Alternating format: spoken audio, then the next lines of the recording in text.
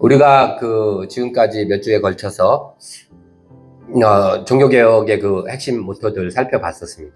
오직 성경, 오직 예수, 오직 믿음, 오직 은혜, 오직 하나님께 영광, 오직 영광, 이렇게 5가지예요. 기억할 수 있으면 기억하면 좋을 것 같습니다. 그래서 우리가 지금 살펴봤는데 그 중에서 이제 이렇게 하려고 한 건 아닌데 한두 번 하다 말려고 그랬는데 이렇게 왔어요. 근데 오늘도 사실 그 오직 은혜라는 말과 좀 관계가 있는 거예요. 그렇죠? 오직 은혜라는 말을 보면 여러 가지로 그것을 설명할 수 있겠지만 저는 오늘 이 바울의 말이 가장 정확한 설명이 아닐까라는 생각이 듭니다. 우리가 이건 보면 마지막에 보면 이렇게 돼 있어요. 오직 나와 함께 하신 하나님의 은혜로다. 여기서 맨 앞에 오직과 맨 끝에 은혜, 오직 은혜잖아요. 그렇죠? 중간이 가로예요.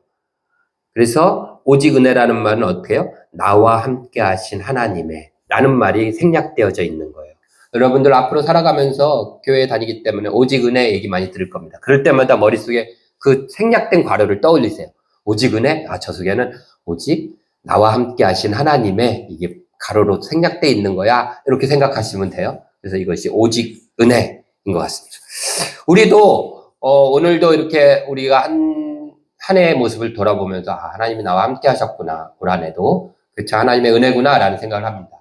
무엇을 하든지 그리스도인들은 그래서 이거 하나님의 은혜입니다라고 그것을 드러내고 표현하려고 그러고 하나님께 영광 돌리려고 합니다.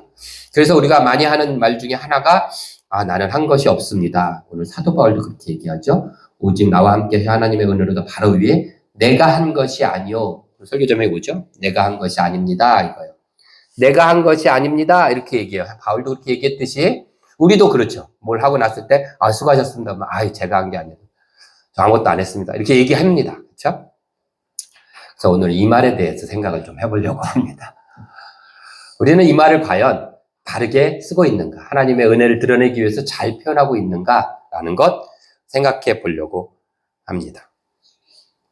내가 한 것이 아닙니다. 바울이 얘기를 할 때 그 의도랑 다르게 우리는 사용할 때가 있습니다. 바울이 내가 한 게 아닙니다. 내가 한 것이 아닙니다. 라고 얘기한 것은 난 아무것도 안 했습니다. 라고 한 얘기가 아니에요.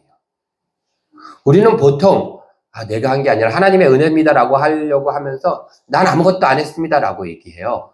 근데 난 아무것도 안 한 게 아니잖아요. 그렇죠? 난 수고했어요. 근데 하나님 앞에는 그렇게 얘기해야 될 것 같아요. 근데 그렇지 않아요. 난 아무것도 안 했습니까? 아니에요. 바울도 보세요. 내가 한 것이 아니요. 바로 앞에 뭐라고 얘기되어 있어요? 내가 모든 사도보다 더 많이 수고하였으나 내가 모든 사도보다 더 많이 수고했습니다. 라고 성경에서 기록을 하고 있어요. 물론 그러나 내가 한 게 아닙니다. 라고 하지만 어쨌든 내가 수고했다라는 거 숨기지 않아요. 우리는 보통 난 아무것도 안 했습니다. 라고 자꾸 가려고 해요. 그런데 내가 한 것이 아닙니다라는 말은 난 아무것도 안 했습니다가 아니라 하나님이 함께 하셔서 그 일을 했습니다라는 쪽으로 얘기해야 되는 거예요. 그 일을 안 했습니다가 아니라 했어요. 내가 수고했고 땀 흘렸습니다. 그런데 이게 어떻게 해요? 하나님이 함께 하셔서 한 겁니다라는 얘기를 드러내고 싶어서 하는 거예요. 사도 바울은. 우리도 그래야 되는 거예요.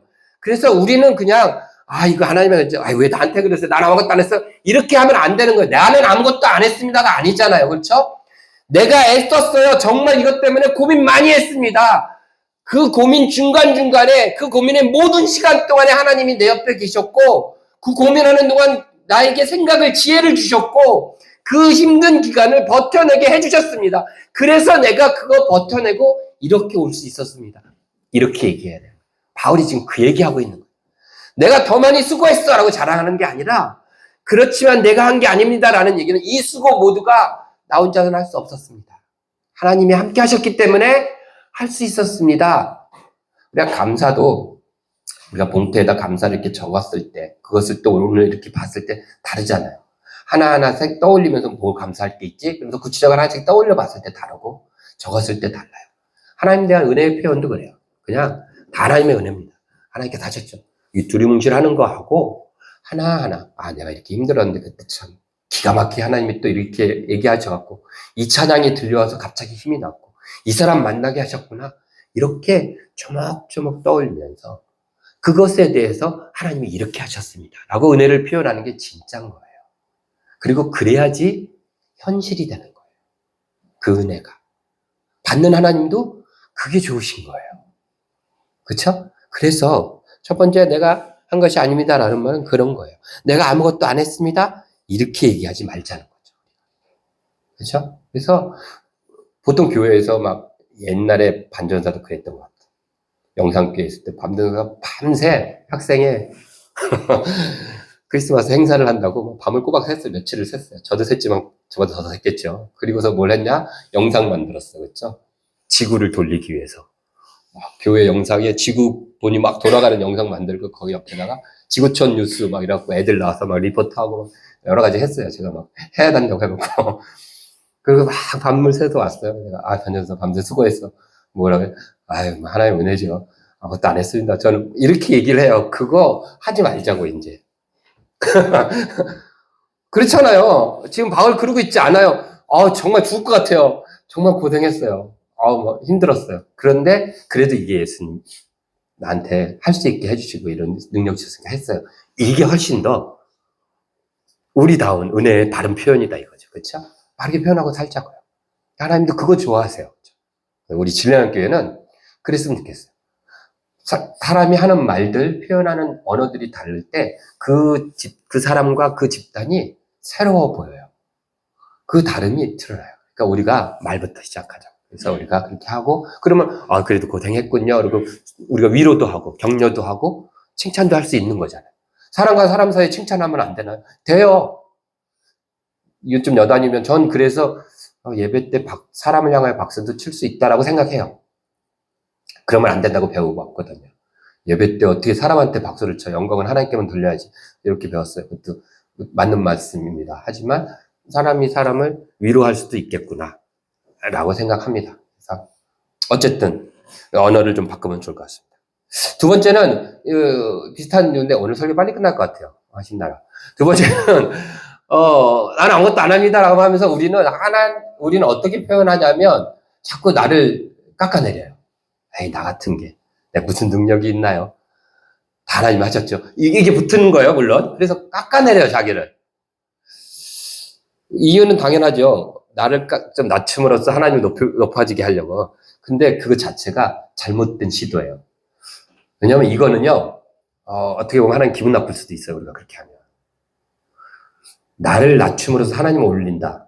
이건 어떤 관계에도 가능하냐면, 동동할 때, 좀 비슷할 때. 그때 내가 낮춰야지 이게 올라가 보이잖아요. 그럼 지금 그 얘기는 하나님이 나랑 이 정도예요? 아니에요. 하나님 쫙 위에 보이지도 않으시고요. 나는 쫙 밑에 있어요. 그럼 내가 낮추건 높이건 하나님보다 아무 영향이 없어요. 그쵸? 감히 내가 나를 낮춤으로써 하나님을, 저하고 반전 사이에는 그럴 수 있죠. 제가 낮추면서 올려줄 수도 있고, 반전사가 낮추면서 나를 올릴 수 있어요. 비슷하니까. 근데 하나님과 우리는 그게 아니잖아요. 근데 뭘 제가 낮추면서 그분은 원래 높으세요. 우리가 암만 낮춘다고 달라지지 않아요. 교수님 한 분 계셨는데, 그분이 그랬었어요. 그분은 연세가 많으신 분인데, 특장이 뭐냐면, 이제 교수님들이 설교 채플 인도를 하시잖아요. 맨 끝에 축도를 하세요. 2,000명 쫙 있는데 축도를 앉혀놓고 하신 거예요. 보통 다 일어나겠습니다. 축도 딱 하잖아요. 앉아있는 상태에서 축도를 딱 하세요. 항상 그러세요. 근데 이게 교수회의 안건으로 상정이 됐나 봐요. 그래가지고, 아니, 왜 당신은 일어나서 축도를 받아야지 하나님 은혜를 주시는데 왜 건방에 하나님 앞에서 앉아서 축도를 받게 하느냐? 일어나라고 안 하고. 그래서 이분이 그랬어요. 하나님 보면 앉으나 살아 똑같아요. 하나님 보시면 안 그랬어. 그 명답이에요, 명답. 제가 그걸 생각이 났어요. 연상이 있으신데도 그 사고가, 그렇죠? 그런 거예요, 근데 진짜로. 우리는 앉으나 서나 높이나 낮이나 하나님 보기에는 진짜 보이지도 않아. 쫙 밑이잖아요. 근데 뭘 하나 앞에서 자기 비하해. 하나님 근데 그거 싫어하세요. 우리가 우리 스스로를 깎아내리는. 대표적인 사람이 누구예요? 저는 모세 사건 떠올라요. 출애굽기 3장. 모세가 하나님 처음 만났을 때. 하나님께서 모세에게 내 백성 구하 바로한테 가라 그랬어요. 출애굽기 3장 10절에 나와요. 너 바로한테 가. 그랬더니 모세가 딱 11절에 뭐라고 얘기하는지 아세요? 내가 누구인데 모세한테 갑니까? 그래요. 하나님이 가라고 하는데 바로한테 갑니까? 모세가 그래요.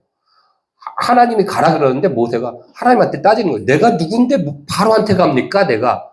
그때 하나님께서 뭐라고 하냐면 내가 11절에 딱 그러게. 내가 반드시 너랑 함께 할게. 이 정도 가야 되잖아요. 그런데도 못 갑니다. 그래요.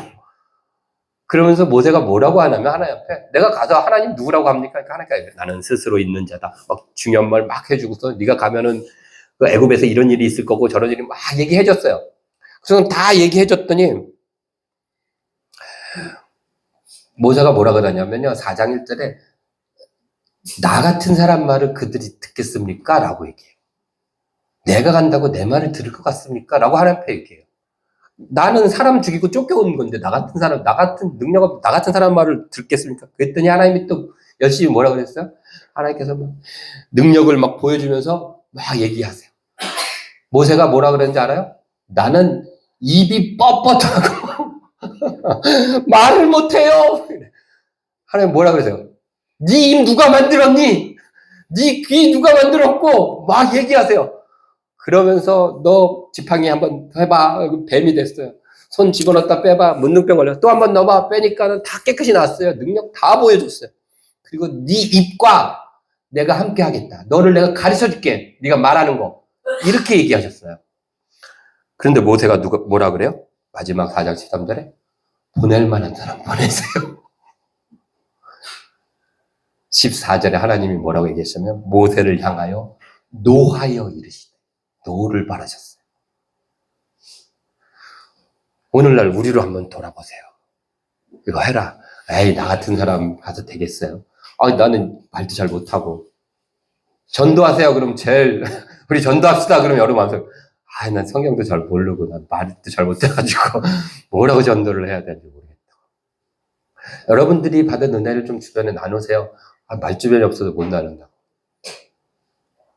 그럼 능력 보여주고 막 해요. 근데 보낼 만한 사람한테, 시킬 만한 사람은 시키라고. 하나님 그런 거 안 좋아하세요. 그거 겸손이 아니에요. 더 잘한 사람이 있으시잖아요. 교회에서 막 이렇게 하시는 그거 아니에요. 그와 대조되는 게 우리 항상 성경에서 제일 착한 왕 다윗. 이름 잘 졌어. 사무엘상 17장 다윗이 처음 도시락 들고 형들 면회 갔을 때, 군대 면회 갔을 때 골리앗이 나와서 막 40일간 떠들고 있고 이스라엘 이 버러지 같은 것들은 하나님이 어딨냐 떠들고 있을 때 다 벌벌 떨고 있을 때 다윗이 도시락 들고 형들 면회 갔잖아요. 근데 그 소리를 딱 듣자마자 다윗이 뭐라고 해요? 저 곰 같은 불황당 같은 놈이 지금 하나님을 모욕하고 있는데 가만둘 수가 없다고. 내가 가서 박살내겠다고. 그 말을 들은 다윗의 큰형 엘리압이 다윗에게 한 첫 마디가 뭐야? 네가 교만하다. 어디서 건방지게 너 같은 놈이 그 일을 하겠다 그래. 라고 얘기했어요. 다윗이 저 같은 어린애가 어떻게 해요? 이렇게 안 했다는 거예요. 내가 하겠습니다. 그럼 뭐라 그래요? 하나님이 나랑 함께 하셔서 그동안 내가 양칠 때 사자도 입을 찢고 내가 그 속에서 양 빼왔고 곰도 쫓아갔고 머리들 다 뽑았습니다. 그렇게 하나님이 나랑 함께 하셨어요. 저 곰 같은 거 걱정 없습니다. 이렇게 나가는 거예요. 그거 좋아하셨어요. 사울이 오늘 하고 있는 말이 또 그 말이에요. 사도 바울이 오늘 무슨 얘기를 하냐면 나는 지금 나는 사도 중에 제일 약한 자고 내가 한 것이 아니고 하나님이 하셨습니다. 라고 얘기해요. 그 바로 앞에 나오는 구절을 보면 나는 사도 중에 가장 작은 자라. 나는 하나님의 교회를 박해하였으므로 사도라 칭함받기를 감당하지 못할 자다. 라고 얘기할 때도 이 지금 고린도전서 15장의 1절부터 10절에 나오는 이 문맥상에 사도 바울의 이 말을 하는 의도가 있어요. 의도가 뭐냐면 나는 사도로서 자격이 없습니다. 나 같은 게 무슨 사도입니까? 라는 말을 하는 게 아니라 그래도 나 사도입니다라는 얘기를 하고 왜요? 그때 고린도 교회나 초대교회에서 사도 바울을 묻어 네가 무슨 사도야? 너 예수님 당시에 쫓아다니지도 않았잖아. 예수님 직접 제자도 아니고 말씀도 안 들었잖아. 라는 공격을 막 받고 있을 때 그때 사도 바울이 그 공격에 대해서 이 말을 하는 거예요. 맞아요. 나는 반푼이 같고 만삭되지 못한 놈처럼 나왔어요. 그러나 나도 칠삭동이 같지만 나도 예수님 속에서 나온 제자예요. 라는 얘기 하고 싶은 거예요. 맨 마지막에 예수님이 나한테도 보여주셨어요. 12제자한테 보여주셨고 야고보한테도 보였고 500의 형제 보여줬어요. 맨 마지막에 근데 나한테도 예수님이 나타나셨다고요.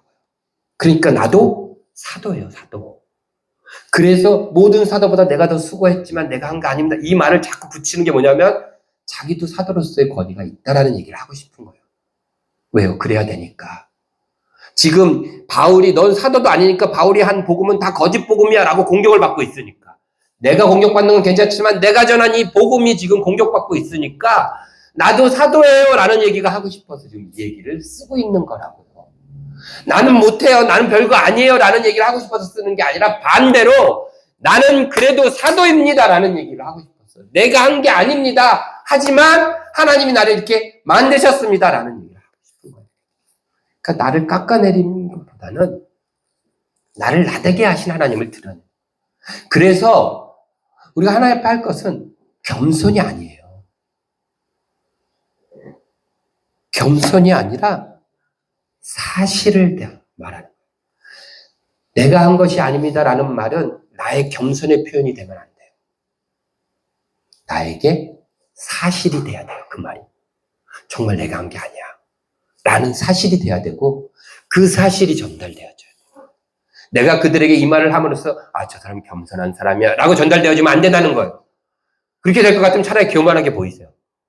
나 이렇게 했어요. 하나님 해주셔서 했으니까 이것도 내가 했어요. 이것도 내가 했고 내가 이렇게 더 많이 수고했어요. 라고 하는 게 더 나아요. 사람에게 하나님 앞에 교만하는 게 아니에요. 당당하라는 거예요.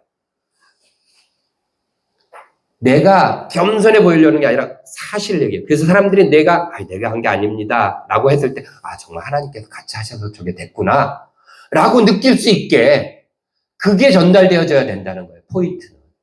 내가 얼마나 겸손하고 내가 얼마나 나를 낮추고 이런 사람인가가 전달되어지면 안 되고 내가 얼마나 대단하건 낮건 간에 아무 상관없이 하나님이 나와 함께 하셔서 어떤 일을 내가 했는가, 내가 어떤 일을 벌여지고 있는가 나의 삶 속에서 이게 전달되어져야 돼요.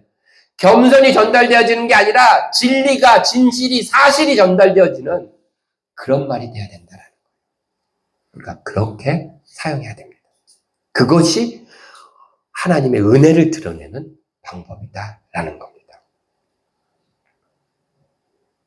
마지막으로 하나만 더. 네. 10절에 보니까 바울이 이런 말을 합니다. 내가 나된 것은 하나님의 은혜로 된 것이니 내게 주신 그의 은혜가 헛되지 아니하여.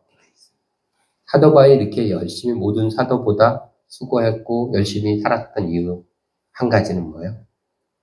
하나님 내게 주신 은혜가 헛되지 않도록. 이 헛되다라는 말은 이런 거예요. 어떤 것이 빠져나가서 텅텅 비어버린 이런 뜻이에요.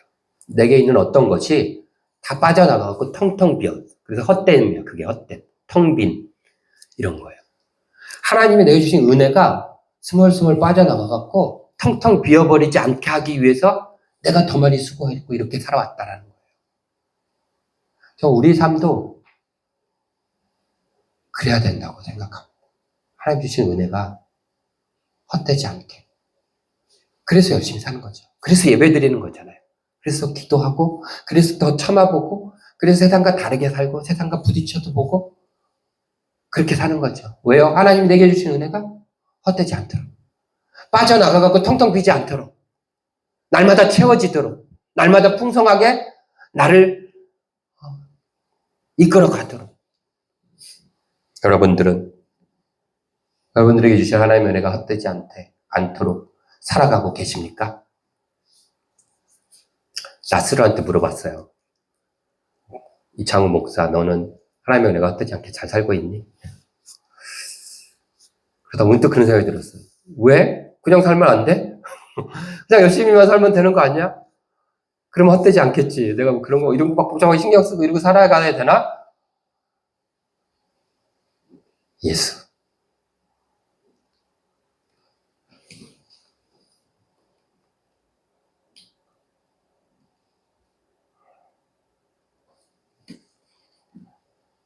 예수님 때문에.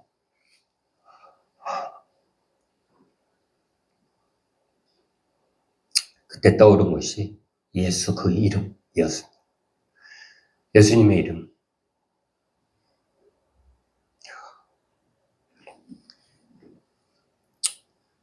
우리 마음속에 이렇게 새겨져 있는, 저와 여러분들의 마음속에 새겨져 있는 예수.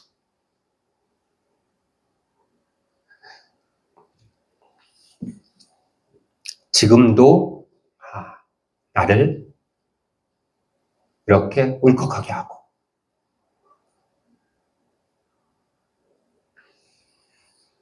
언제든 내 삶을 전혀 다른 방향으로라도 뒤집어 엎을 수 있는 그 이름, 예수. 우리 마음속에 심겨져 있는. 그러면서 옛날 찬양이 하나 떠올랐습니다. 여러분들 아시나요? 예수 그 이름. 한번 해볼까요? 혹시 아시면 따라해 주세요. 예수 그 이름 나는 말할 수 없네. 그 이름 속에 있는 비밀을, 그 이름 속에 있는 사랑을, 그 사랑을 말할 수 없어서 그 풍부함 표현 못해서 비밀이 되었네. 그 이름 비밀이 되었네. 사람들 그 이름 건축자의 버린 돌처럼 버렸지만 내 마음에 새겨진 이름은 아름다운 보석, 내게 있는 귀한 비밀이라. 내 마음에 숨겨진 기쁨, 예수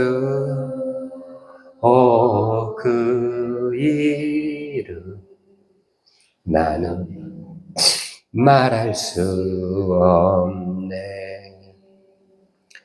그 이름의 비밀을, 그 이름의 사랑을. 아멘. 오늘도 찬양을 하며 찬양의 내용, 가사들을 보는데 예수 사랑합니다. 온 맘 다하여 오직 주님 한 분만 간절히 더 원합니다. 나의 모든 삶이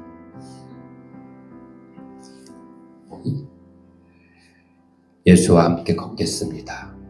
이런 예수에 대한 고백들을 보면서 그래, 내 마음에 있는 예수,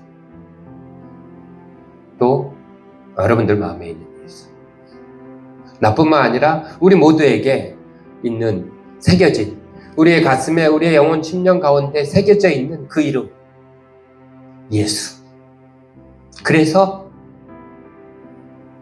은혜가 헛되지 않게 살아야겠구나 라고 생각했습니다. 그리고 여러분들도, 여러분들 가슴속에 있는, 여러분들도 모르는 사이에 이미 새겨져 버린 그 예수, 그 이름, 그 은혜가 헛되지 않도록, 빠져나가서 텅텅 비어버리지 않도록 우리 힘을 다하여 살아가는 우리 모두가 되기를 축원합니다. 기도하겠습니다.